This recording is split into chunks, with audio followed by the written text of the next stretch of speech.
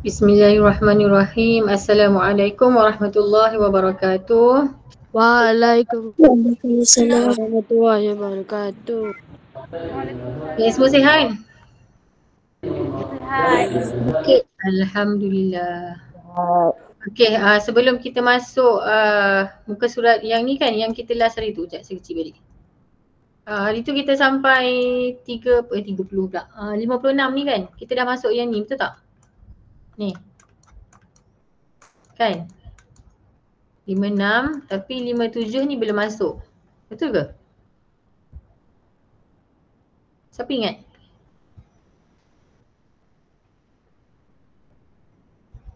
Saya rasa ni tak masuk lagi. Kan? Okay, tapi sebelum kita nak masuk yang ni, saya nak pergi balik yang hari tu. Ingat lagi tak yang saya ni? Ada dua perkataan tu, iaitu prosa dengan tablu. Mana tablu tu? Ni, tablu. Prosa ni prosa ni hari tu saya ada search. Prosa ni ialah dia karangan yang ataupun pengucapan yang tidak mempunyai corak ataupun irama tertentu. Contohnya cerpen, novel, drama kan. Itu antara maksud prosa. Kalau awak nak tahu lebih lanjut, awak boleh tanya dengan Cikgu BM. Siapa Cikgu BM awak? Cikgu Fariza. Cikgu Fariza. Mesti dia tahu. Orang BM mesti tahu. Macam saya bukan orang cikgu bahasa Melayu kan. Tu yang saya pun agak macam tak pernah dengar. Itu yang bila saya search, itulah dia punya tu karangan yang berbentuk novel, drama, cerpen yang tak ada irama tertentu. Macam pantun ke, dia ada bait-bait tertentu kan. Dia punya belakang-belakang tu kena sama kan. Puisi sajak belakang dia tu ada rima kan. Tapi yang kalau misal kata cerpen apa semua tu tak ada. Kita mengarang macam biasa kan. Itu dia namakan prosa. Lepas tu pula tablo ni ialah lakonan pentas yang menggambarkan sesuatu peristiwa atau kejadian yang mana pelakonnya tu tak bergerak. Ada juga yang lakonan pentas dia pelakon dia tak bercakap pun, dia cuma menggayakan drama tu, dia cuma menggerak-gerakkan tapi tak ada suara. Kita kena faham sendiri. Itu dia punya istilah dia tablo. Kalau saya cari dekat YouTube tadi, dia yang keluar tu lagu tablo zaman bila punya, zaman sebelum ni punya kan, 80-an ke macam itulah. Tapi yang saya pernah tengok, pernah lah maksudnya, cuma tak tahulah tablo maksud dia tu kan. Ada je drama yang tak ada suara. Okey, kat sini kan ada hari tu kan. Cuma macam kita tak berapa jelas lah. Sebab kita macam jarang tengok kan. Kalau dekat TV tu tak tahu lah ada ke tak ada yang drama yang tak ada suara. Siapa pernah tengok ni dekat TV? Astro ke? Ada tak? Apa ni? Apa dia tadi? Ada.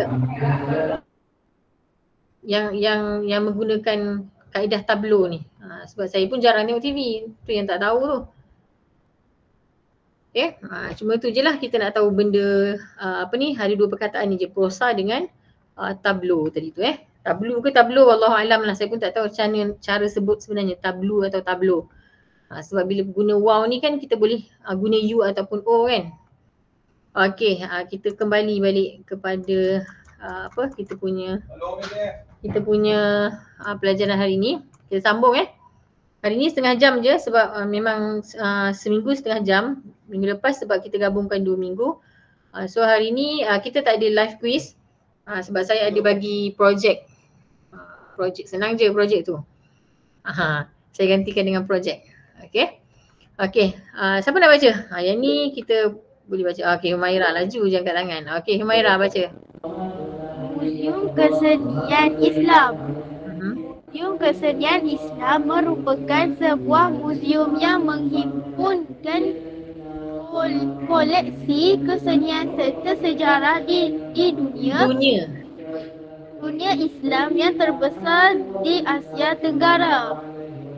Muzium yang terletak di persekitaran hijau Taman Tasik Perdana di Kuala Lumpur ini telah dibuka secara rasminya kepada umum pada 12 Disember 1998. Okey, terima kasih Humaira.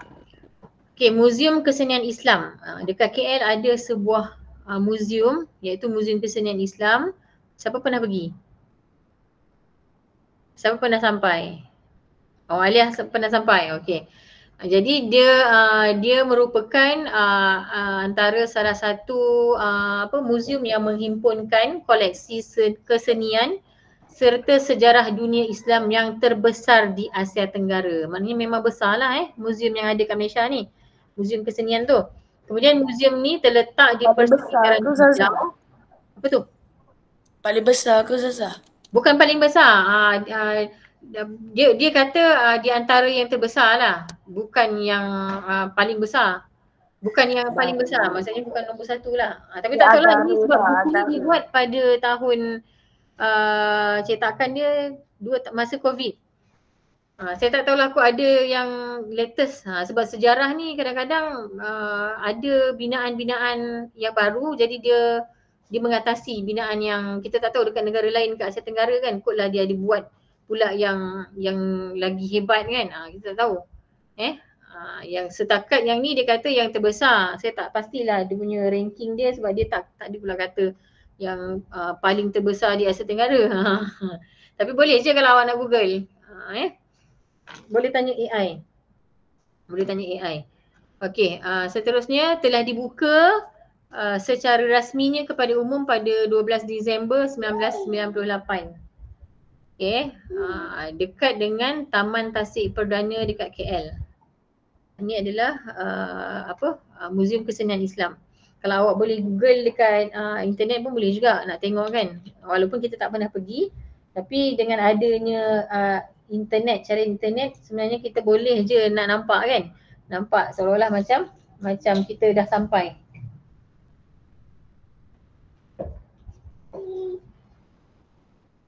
Kejap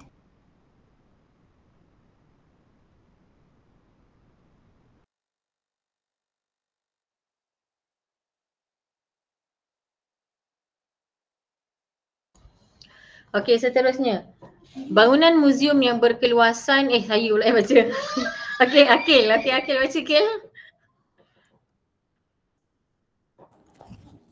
Kat mana Zaza?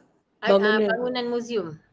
Bangunan muzium yang berkeluasan 300,000 kaki persegi ini mempamerkan keindahan gabungan seni bina Islam tradisi dengan seni moden. Okey. Terdapat Okey, terima kasih. Bangunan muzium yang berkeluasan 300,000 kaki persegi ini mempamerkan keindahan gabungan seni bina Islam tradisi dengan seni moden. Kalau kita pergilah kalau kita pergi kat sana, keluasan dia 300,000 kaki persegi, ada dekat situ dia ada gabungan seni bina Islam dengan seni moden. Kalau nak tahu macam mana, kena pergi kat sana. Okey. Okey, seterusnya Aliyah.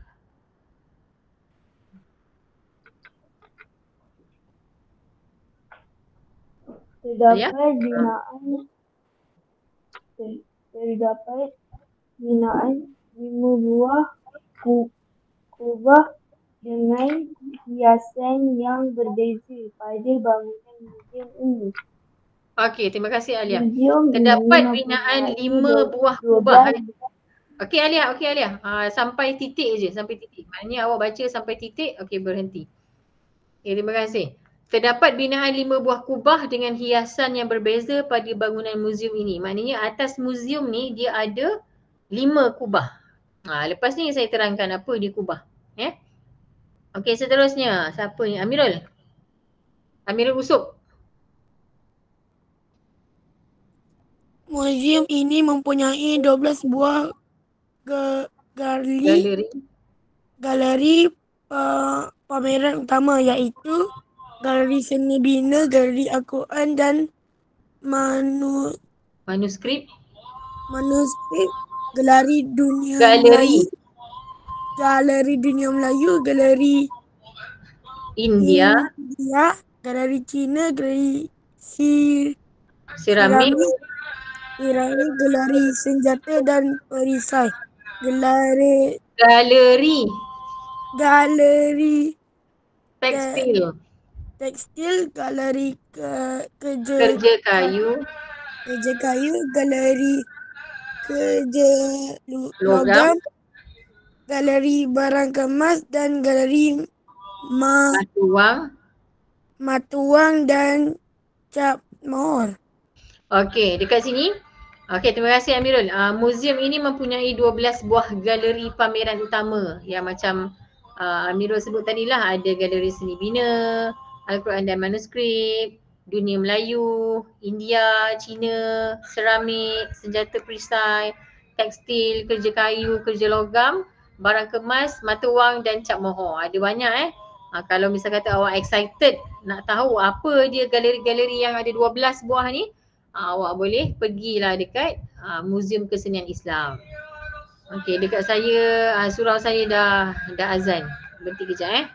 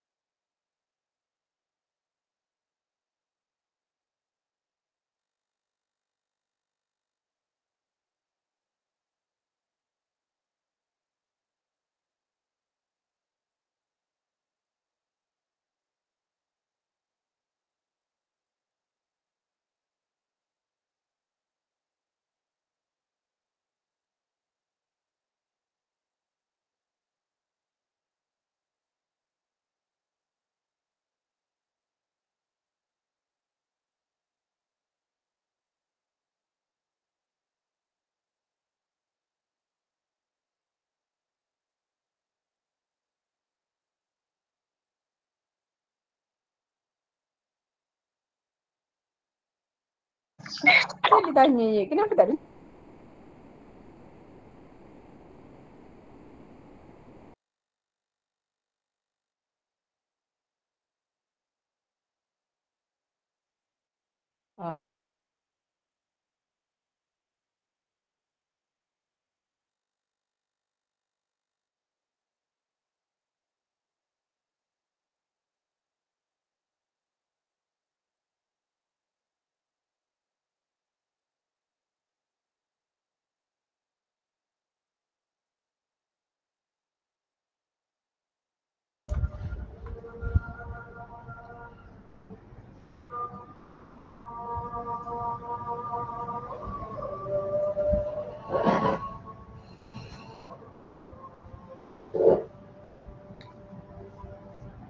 Okey,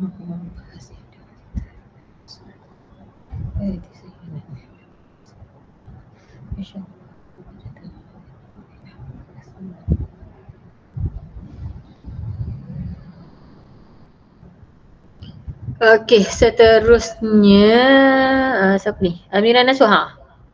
Dah pergi. Aku nak pergi. Muzium ini berperanan khusus untuk menjaga, mengumpul, memelihara serta mendidik masyarakat umum tentang warisan kebudayaan dunia Islam. Okey, terima kasih Amira. Muzium ini berperanan khusus untuk menjaga, mengumpul, memelihara serta mendidik masyarakat umum tentang warisan kebudayaan dunia Islam. Jadi inilah fungsi muzium untuk menyimpan, memelihara semualah. Kalau tak ada ni muzium ni, jadi semua bahan-bahan lama semua dibuang begitu sahaja. Okey, seterusnya Kisha Amani. Muzium ini turut menggalakkan aktiviti pembelajaran serta penyelidikan yang berkaitan dengan sejarah dan kesenian Islam. Okey, terima kasih Kisha. Muzium ini turut menggalakkan aktiviti pembelajaran serta penyelidikan yang berkaitan dengan sejarah dan kesenian Islam. Confirm lah. Kalau adanya tentang sejarah memang confirm lah. Kita memang belajar dengan sesuatu yang baru. Terutama tentang warisan-warisan yang dah lama kan. Dekat situ ada kait-mengait dengan kita punya pembelajaran sejarah secara tak langsung. Okey, seterusnya. Muka surat seterusnya. Okey, yang ni. Yang ni dia sebenarnya disuruh baca ikut guru. Dia suruh ikut saya baca. Awak semua dah pandai dah baca. Baca je lah sendiri.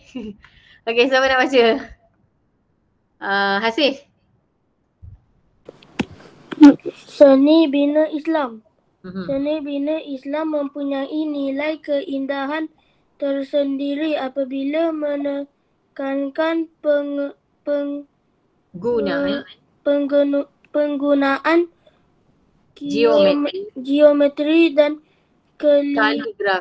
kaligrafi pada seni hiasan di dalaman. Okey, terima kasih Hasif. Okey, seni bina Islam. Okey, dekat sini, sekejap saya kecilkan dululah. Takut awak tak faham pula nanti. Okey, dekat sini. Dekat sini dia ada 4. Sebab lepas ni habis dah. Dia ada 4 tapi kita tak nak ambil 4. Kita nak ambil 1 tu je.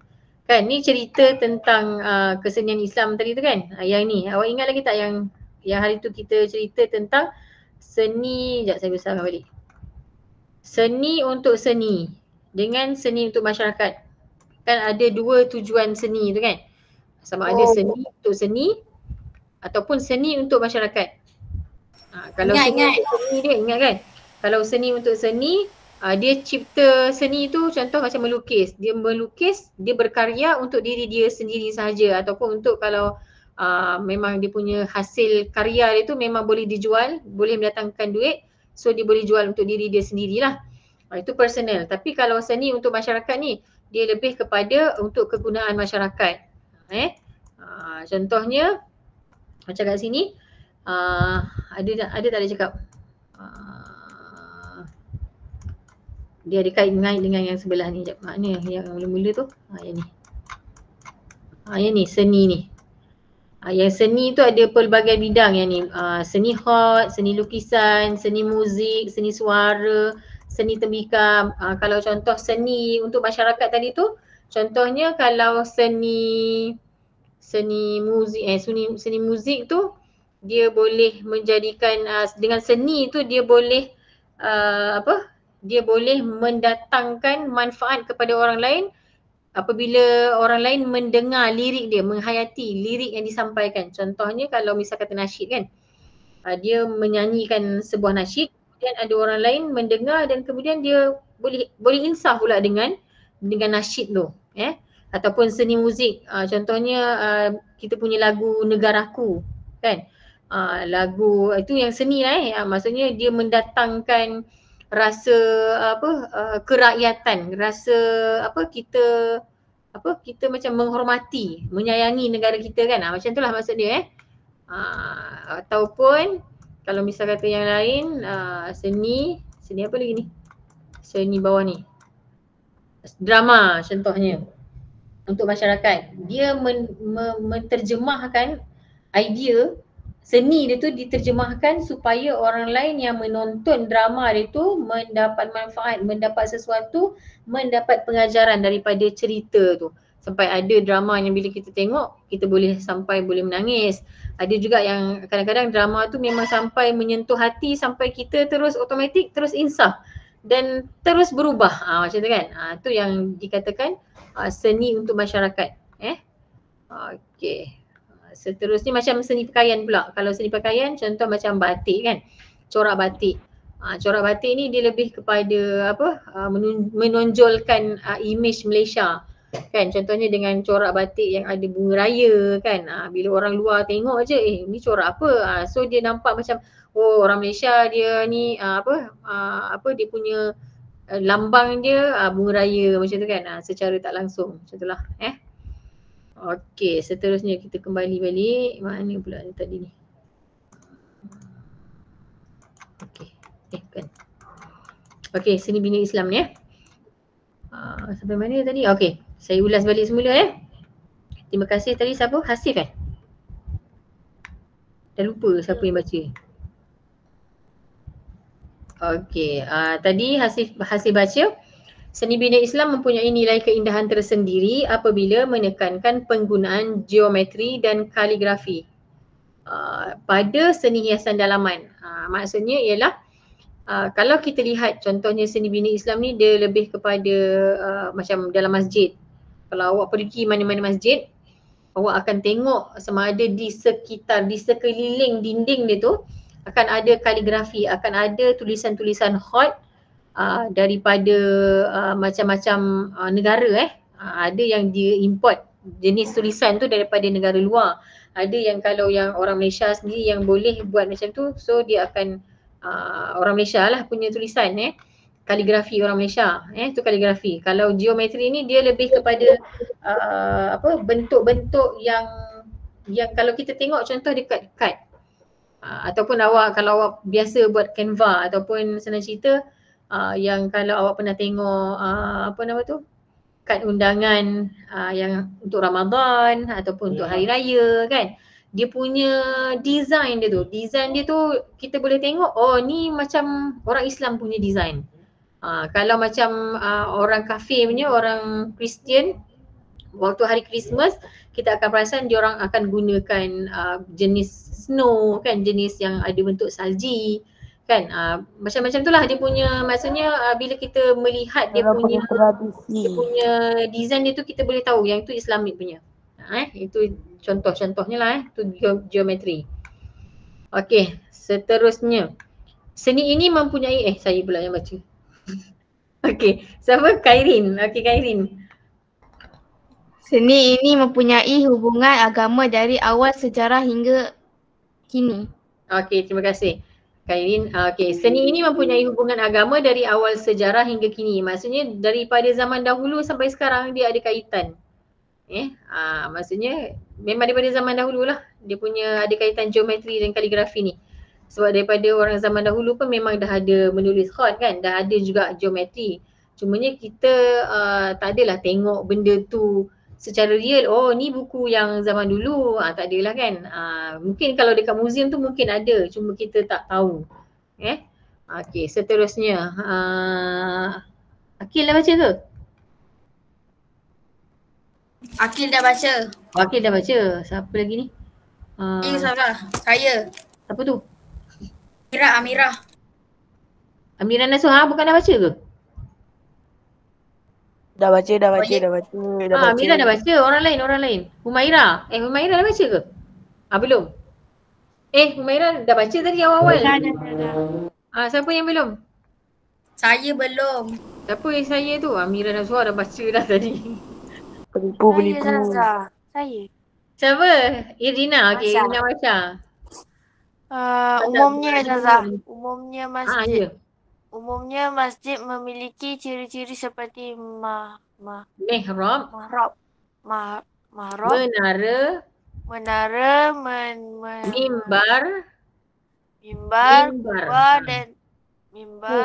kubah dan seni kaligrafi melambangkan identiti masjid yang seterusnya melambangkan identiti agama Islam.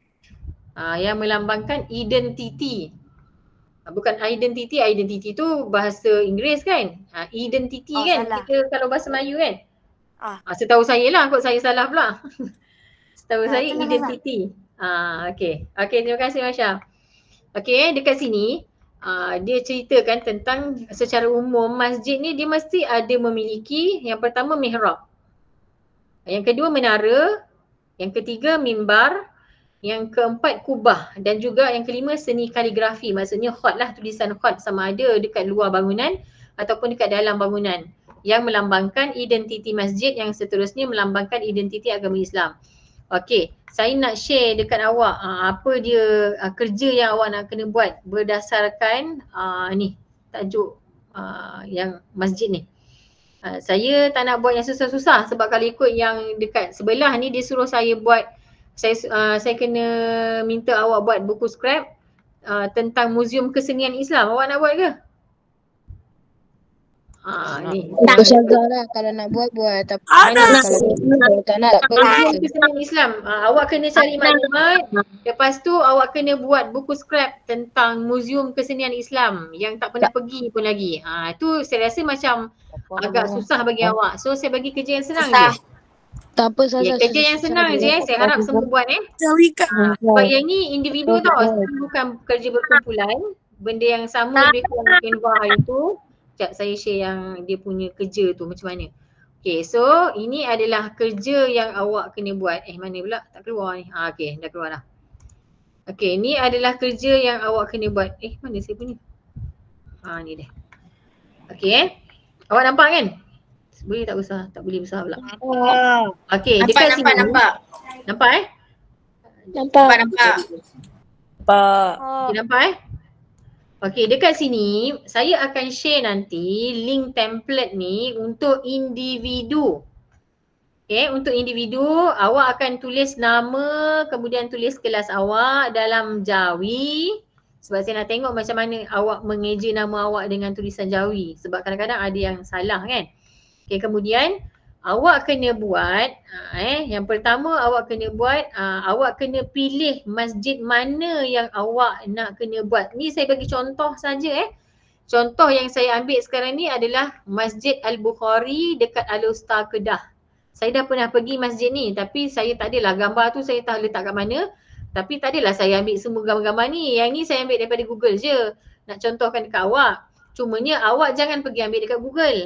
Awak dikehendaki pergi dekat masjid yang mungkin berdekatan dengan rumah awak atau taman awak ataupun mungkin awak balik kampung ke ataupun mungkin awak pergi mana-mana dalam cuti esok lusa ni ke kan, awak cuti hari Sabtu Ahad, awak pergi mana-mana, awak boleh singgah dekat mana-mana masjid dan awak bolehlah ambil, yang pertama awak ambil gambar luaran dia macam ni, gambar hadapan masjid tu, tak kira lah angle macam mana pun. Kemudian awak ambil gambar kubah dia mestilah ada bulat macam ni Ada bulat, kadang-kadang ada yang ada lambang apa nama tu? Bulan sabit. Awak ambil kubah dia, memang tak boleh separate lah dia punya, tak boleh dipisahkan antara kubah dengan dia punya menara.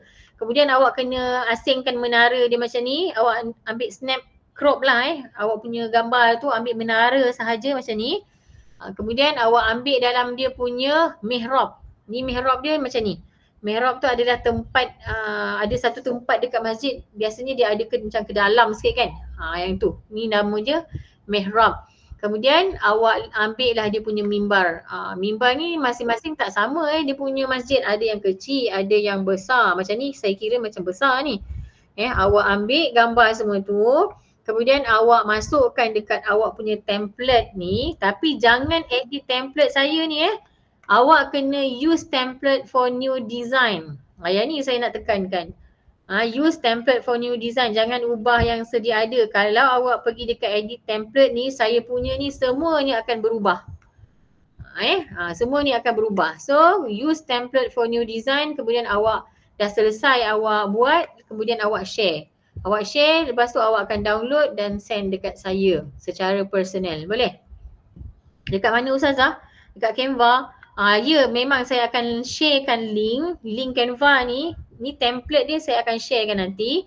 Cumanya bila awak dah dapat template link ni, awak kena ni tekan use template for new design. Nanti saya terangkan balik semula dekat WhatsApp. Saya terangkan, kalau ada yang tak faham boleh PM saya.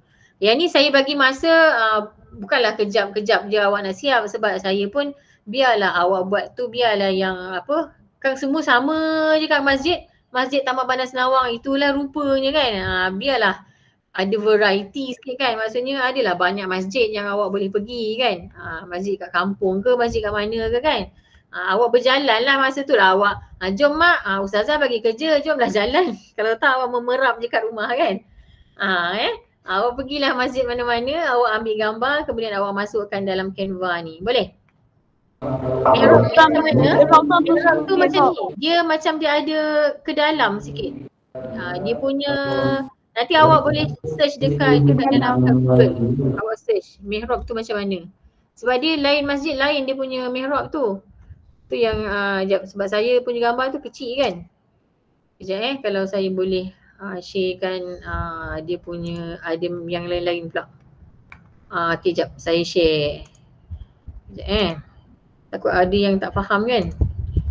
Yang dekat imam solat situ. Boleh buat sekarang. Yang selalu ni. Awak boleh tengok dekat sini. Ni ada. Dia macam ke dalam sikit tau. Dia punya tu. Ni kan dia macam ke dalam sikit. Nampak kan? Dia ni ada yang letak mikrofon. Selalu kan orang azan kat situ kan. Dia punya tak sama. Itu adalah mihrab. Okay, faham. Boleh faham so nanti boleh, awak boleh. ambil dekat situ, awak tunggulah. Kok adalah orang tengah solat ke, tunggulah dulu kan. Biasanya kalau perempuan nak ambil gambar, kena clear dulu kat tempat lelaki tu baru pergi ambil gambar kan. Awak carilah ruang-ruang waktu-waktu yang awak rasa ni, ataupun awak minta tolong ke adik ke yang lelaki. Saya suruh ayah saya. Suruh ayah ke kan. Boleh? Saya suruh ayah saya. Okay, boleh Yang ni saya bagi masa lebih kurang dalam hujung bulan 8 boleh? Boleh. InsyaAllah. Bulan lah lebih kurang. Boleh Ustazah, boleh Ustazah. Boleh. Saya kat masjid sekarang Ustazah. Yang cantik-cantik. Saya pun sekarang kat masjid Ustazah. Sekarang dekat masjid? Oh ya ke? Cantik sangat lah tu. Awak boleh je lah nak ambil terus. Lepas habis ni kuliah kat sana ke kan? Yes. Okay, boleh Okay, dah habis masa dah 93 minit. Okay, saya rasa itu saja untuk malam ni. Okay, nanti saya share balik semula dekat WhatsApp apa yang awak nak kena buat. Sebab ada yang tak masuk juga kan. Nanti Ustazah share link Nanti saya share link dekat WhatsApp Okay. Saya bagi arahan dekat sana juga.